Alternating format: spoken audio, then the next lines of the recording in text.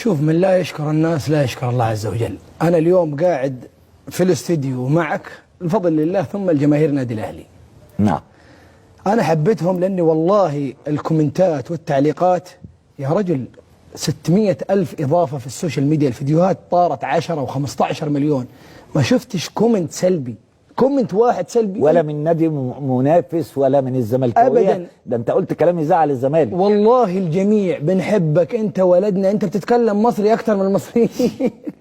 انت يا عادل مننا وفينا، ونورت مصر، نورت بلادك، فلذلك يعني ما راح ابالغ ولا راح اطبل يا اخي. تطبل؟ لا، انا ما جبت سيره تطبل. الناس، البني ادم عنده مشاعر. طب ما خشيتش انك تخسر جمهور الزمالك وهو جمهور كبير؟ لا بالعكس، انا بحترم الزمالك وبحترم انت الاهلي. كنت بتشجع الزمالك الاول؟ انا ماتش واحد شجعت في الزمالك واتغلب اللي ضد الاهلي، كنت عايز الاهلي يتعثر عشان يوم يواجهنا يكون اوكي، فاهم علي؟ ايوه. وبعد الماتش رجعت للاهلي لانه يعني الزعيم العيناوي ما بيحبش الا زعيم نفسه، زعيم افريقيا الاهلي المصري.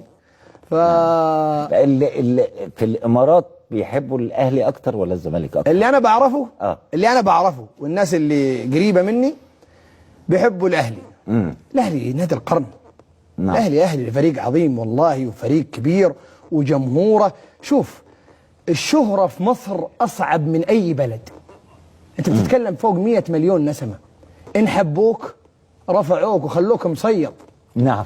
وان لا سمح الله ما حبوك الله يرحمك تروح فيها والله العظيم. فلذلك انا فخور بحب اهل مصر لي، فخور جدا ان يقولوا لي انت مننا وفينا، انت ولدنا. طب انت طلبت الانضمام لجماهير النادي الاهلي؟ انا عندي رساله للكابتن محمود الخطيب. ايوه، انا لقيتك عملت اعلان البراء والولاء، حاجه كده.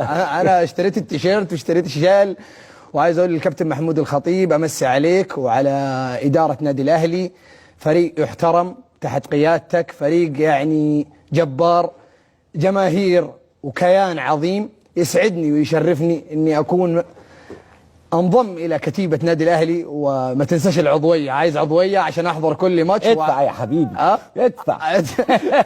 العضويات عندنا بفلوس. بفلوس ايه؟ ايوه، خلاص هرجع مشجع عادي.